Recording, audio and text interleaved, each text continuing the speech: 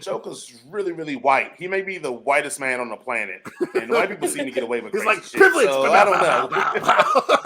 Right, look at my hands. Look at my face. I don't have to deal with consequence. I'm as white as they come. Joker's on Twitter just dropping the N-bomb like, oh, the Joker. We're not going to cancel him. Yeah.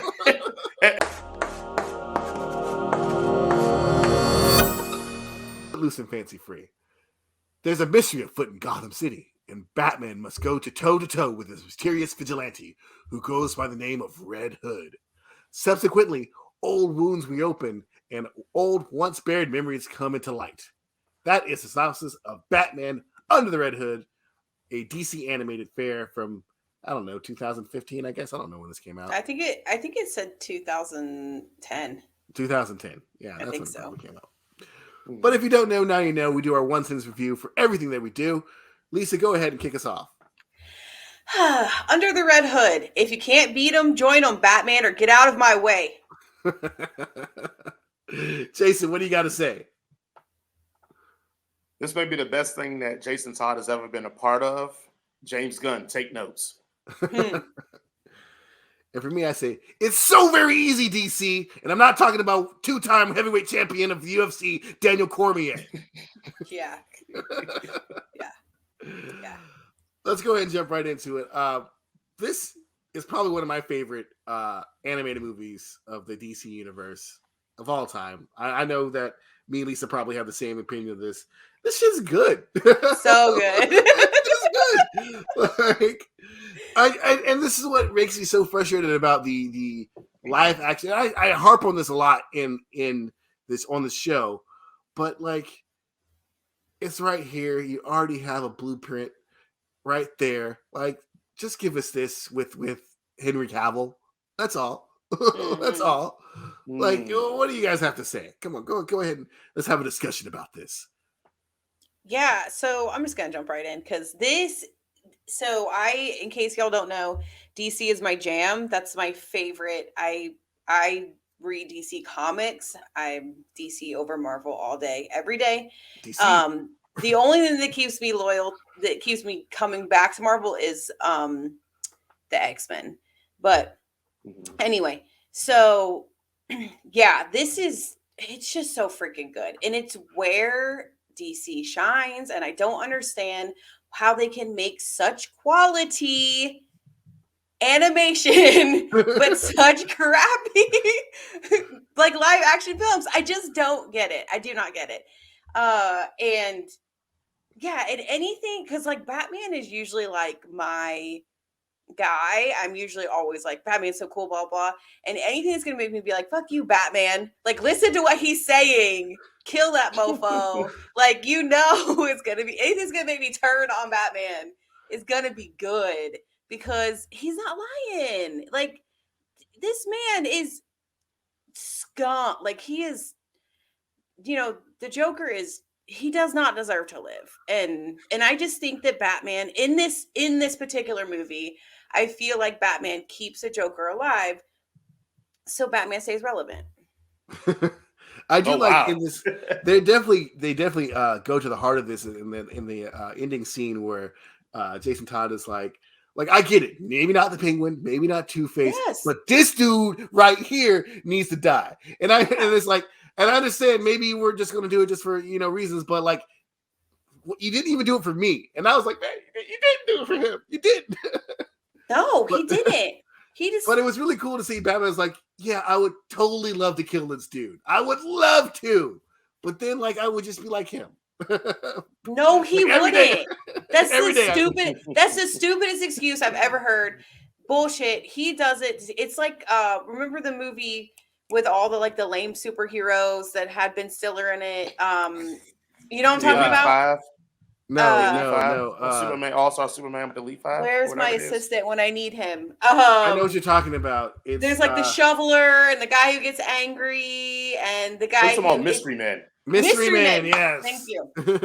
Okay, so and remember, they're keeping Ed Kinnear is keeping all of the bad guys out of prison, so he has something to do, and like he's not killing the bad guys, so he doesn't lose a sponsorship. And it's just like this is what it feels like. Like, yeah, the Penguin maybe not such a bad guy. The Joker, literally a murderer, a rapist, a terrorist, like all these things. Everything kill is.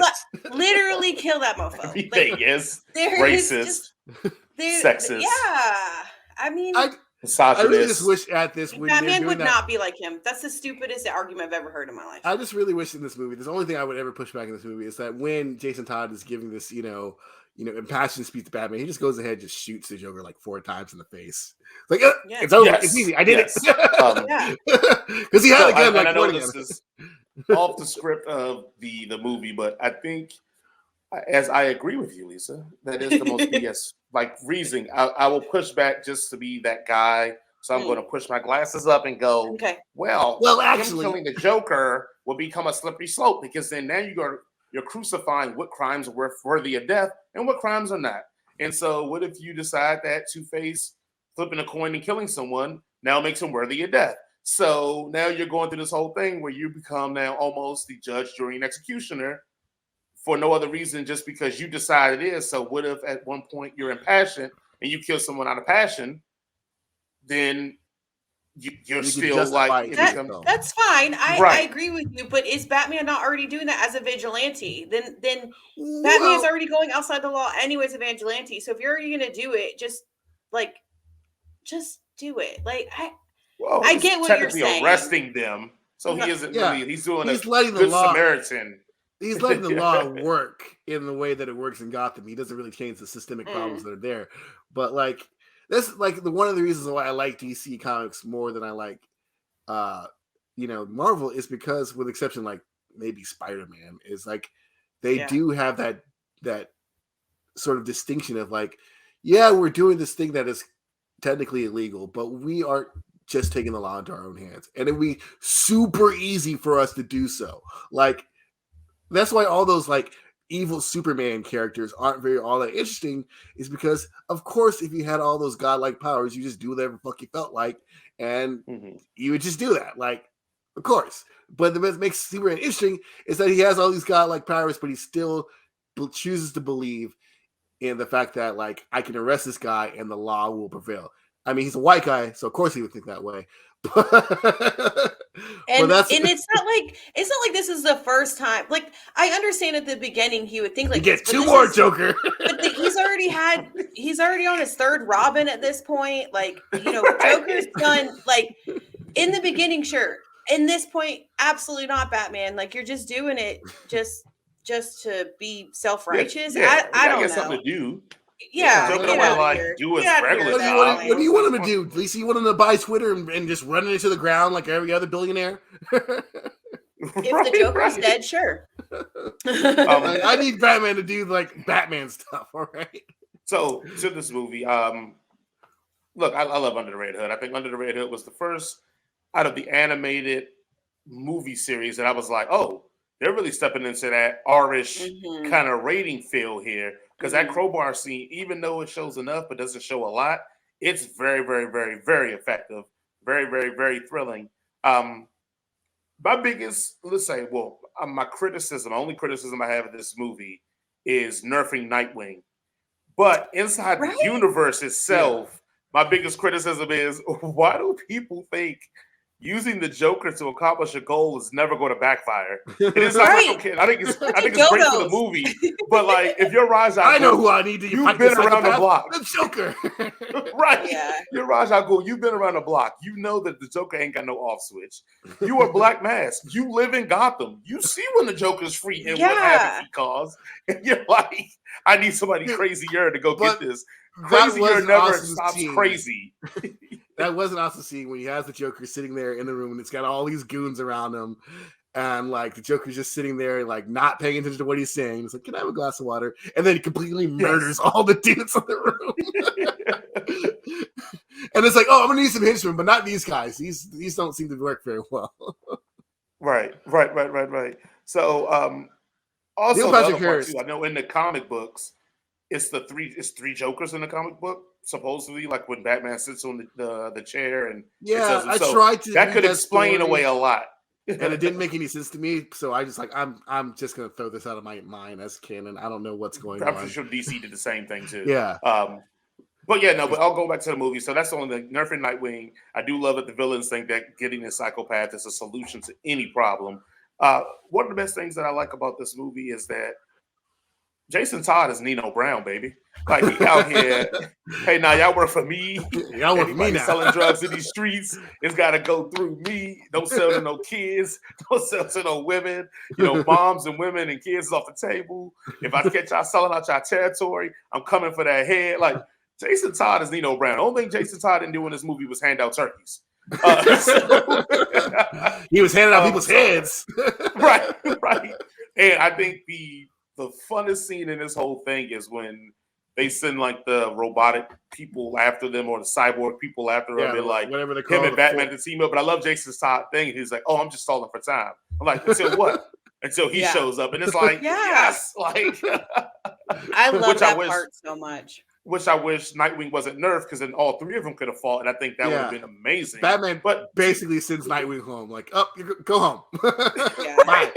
Bloodhaven, I'm done with see you later, buddy. Nightwing, go home. But I do love Nightwing's thing. He's like, at one time, he just say, "Let's get in the car." Like I thought that was just awesome. But I love this movie, man. I can't say anything bad about this movie. You like action, you like suspense, you like Batman feeling like the true incarnation of Batman. Hell, if you like Jason Todd being depicted as the proper way Jason Todd should be depicted, as a cunning, conniving, intelligent vigilante who literally feels like the methods of Batman are only good to a certain means, and he should take it to the next level. Like it fits all of those. And you know what's great about all this, guys? It's like 82 minutes, like 90 minutes. It's not long. You can all this characterization watch it in a very small amount of time. Yeah. You get Like, so much. Yeah. I mean, James Cameron, go talk to them about how you do this. How you can tell an effective and good story in 80 minutes and like not. Never mind. We're not going to go into that. The voice acting in this is great. I think particularly, I really like. I mean, your boy Jensen Ackles. He really brings like Jason Todd. Like he sells the angst and the anger. And just with his voice too. Like a lot of people can't really do that because as we've seen in freaking what was that stupid movie from Disney we watched last week? The Strange Worlds, where it's just like everybody's just like, "Oh, we're talking. This is what we're doing." This is like even though Jensen Ackles is not a voice actor and Neil Patrick Harris is not a voice actor, they use their voices so effectively to get their characters across. Even Bruce Greenwood, who is like not my like first pick to pick for Batman, it's always Kevin Conroy, rest in peace. But like John DiMaggio is the only like voice actor who's like a full-time voice actor on this, and like even him, I didn't like his Joker at first when I first watched this movie, but on the second watch, I'm like, man, John, you're doing it here. Like, because he's so unhinged. Like, it's it's not campy. It's very eerie. Like he almost sounds regular.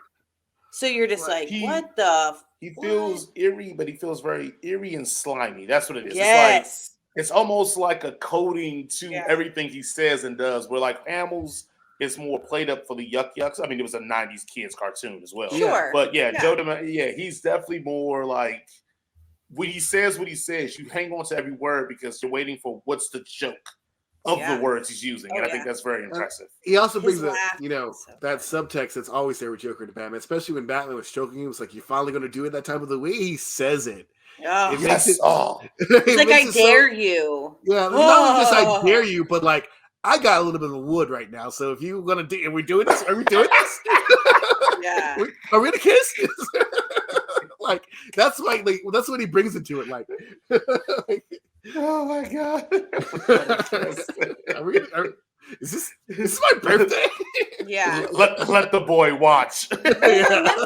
Remember what is it? Is it the Dark Knight 2 or I think it's the Dark Knight 2 where the Joker literally just breaks his own neck because he's tired because he's just like, you're not gonna do it, then you don't get to save me, and just breaks his own neck. And I just remember being like, which what? honestly, The part I hate about that scene the most is because it felt like it's so uncharacteristically Batman.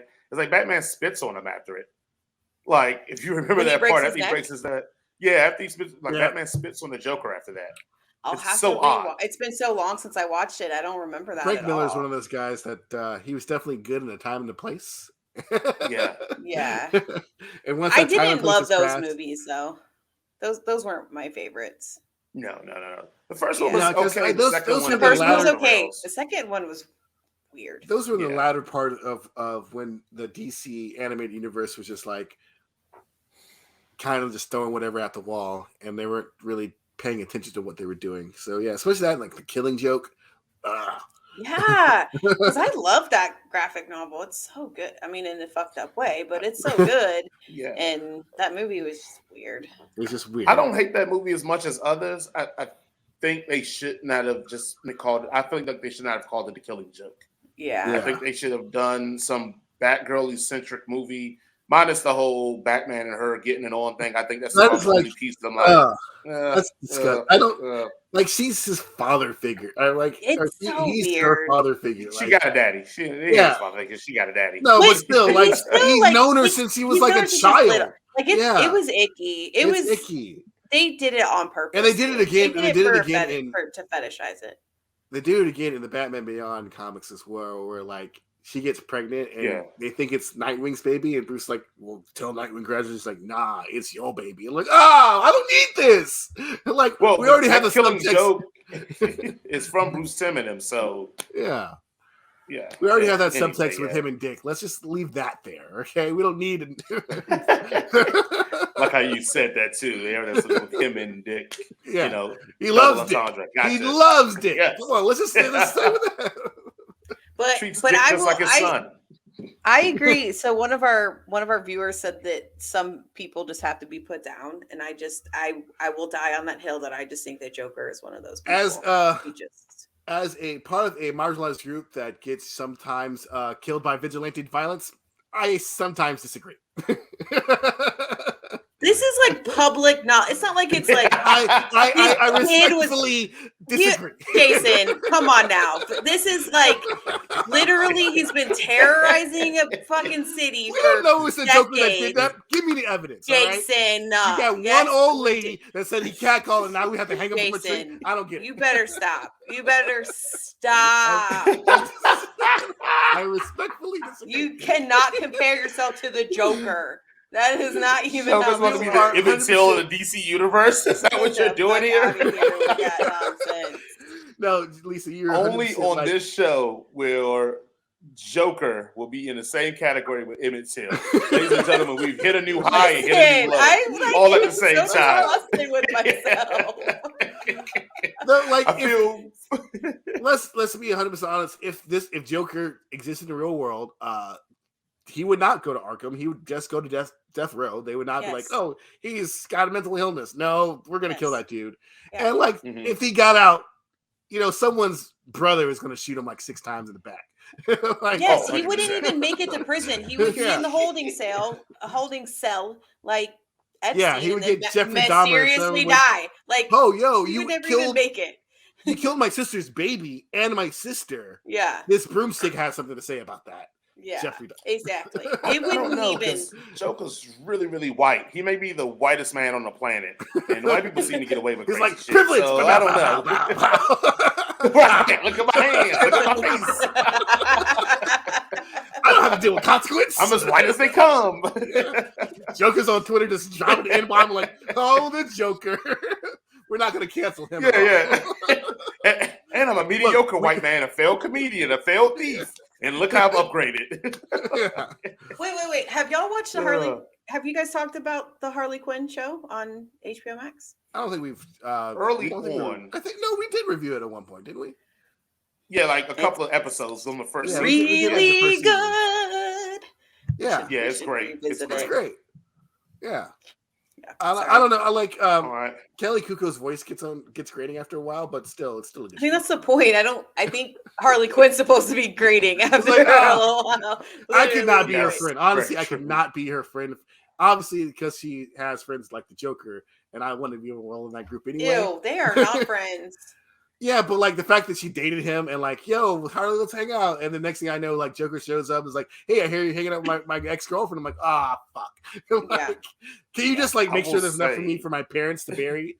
Like, we're that not even show dating. had We just went on the movies rejuvenated like as a the group. image of the Joker. Yeah, that show's rejuvenated the image of the Joker. I'll give it that. Like, he's still disgusting and kills a lot, but it's like, oh, he's still really kind of charming. I can see why like people kind of rocks with him a little bit. He's just a nice And then guy. he does something No, disgusting. don't let him gaslight you guys too. He is not.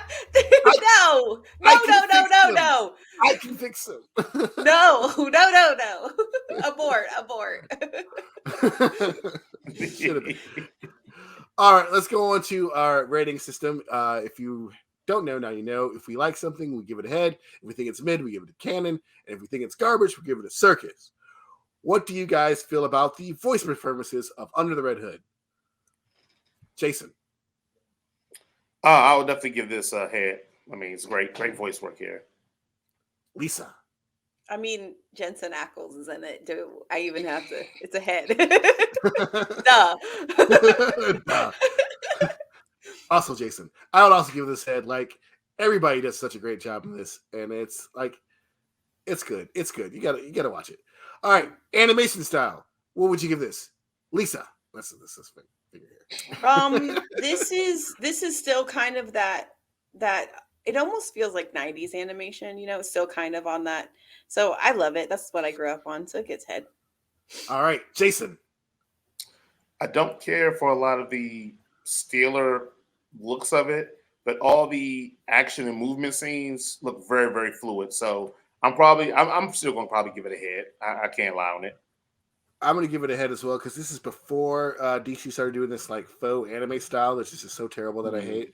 But this is like more of the Bruce Timm style, but still not Bruce Timm. But it's still good. It's still good. I give it a head on this. All right. And how scary is the Joker in this movie? Jason. I'm gonna give it a cannon, man. I mean, he's scary, but I still need my Joker a little more lighthearted, so it makes it even scarier when he does cruel things. This one feels like he does cruel things when he wakes up. Lisa, what would you give this Joker? No, head, because what we talked about, that moment where he was that moment again, when I was watching, I was like, oh my God. So yeah, it gets head. I feel like in this, John DiMaggio is doing kind of like Kevin Richardson did in the Batman with that deeper Joker voice, that gravelly Joker voice. It is different and it's kind of off-putting to begin with, but once you get what he's doing, it's very, very affecting. I'm going to give it a head as well. And that is our review of. Oh wait, we got to give it a 0 from 1 to 5. Lisa, what would you give this? 5. Scott Jensen Ackles. Jason. I'm giving it a 4 out of 5. They nerfed Nightwing. Oh, you suck. We're gonna have an applause moment here. Yay! Because we ain't gonna have applause for the next movie, that's for sure. We're gonna have an applause moment here. Jason, you ruined it. Thank you guys. All right. We've talked for a while now, and this is the part where the Elvis fans are like, "Thank God they finally get to it." It's the end. It's the end of our show. The end of the my world as we know it. Not the song that I was singing, but it's fine. For all those, don't forget to pick up your book club book for this book club month book.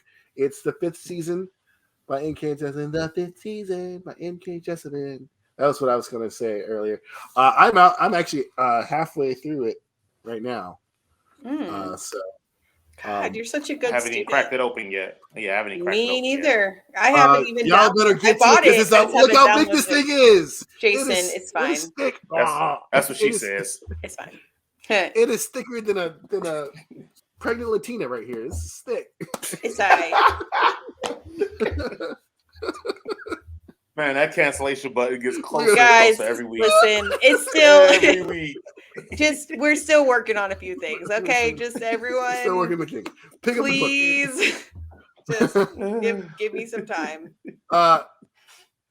Lisa, do you have any closing words for our audience, please? I forgot. Okay, so we're not going to be here next week because I'm going Right. to be in Universal Studios, Harry Potter Land. No. Sorry, not So, sorry. Must nice to be the 1%. So yep, I hope everyone has a happy holiday, whatever they celebrate. And I hope they get spoiled. And yeah, be nice to each other and check on your strong friends. Mental health is important. So just a simple text saying, hey, are you alive? Or hi, I'm alive would be fantastic. There's a TikTok that goes around where the guy's like, you know what? Today's the day. Just do it. And then people are like, no, not that. Yeah. Not for you. Not meant for you. Not for you. Yeah. Jason, you have any closing words? No, thanks everybody for the support. Anthony, he is one of the people that will write in and talk about horror movies when we do a horror movie review. Looks like it's the first time I've seen him on the thread on a live show. So Anthony, again, we do this every Wednesday, typically starting about 8:30. So come through, kick it with us again next week.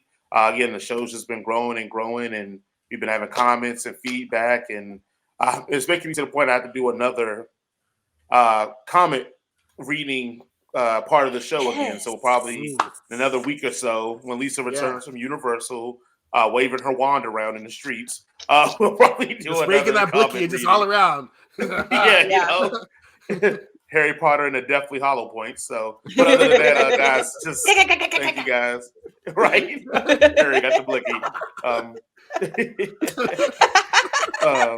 This is a stick up. Yeah. Put all the wands down. Put them down. I came from the Muggle world. We don't play this out here. So Run yeah, the Harry pockets. going hard. I need a galleons. Oh, they said, mouthful. You the richest one in the school, huh? What size shoe was that? Mine. But anyway, but thank you guys for the support.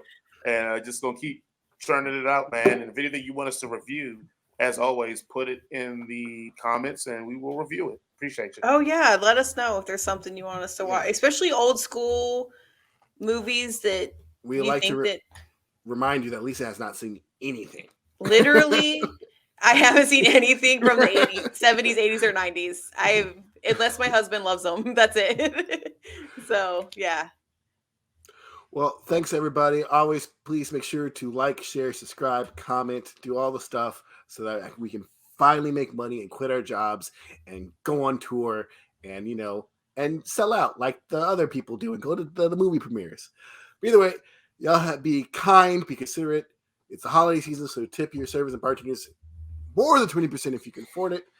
And if you see Jaren, tell them that the best Ghostbusters movies is the one with Melissa McCarthy. And tell them that with your fist. Yeah, with your fist. And spit. Bah. The best Ghostbuster one is the one with the ladies. Okay. Y'all have a wonderful evening. Good night, everybody. What? And I gotta hit it twice. Oh, jeez. What they say?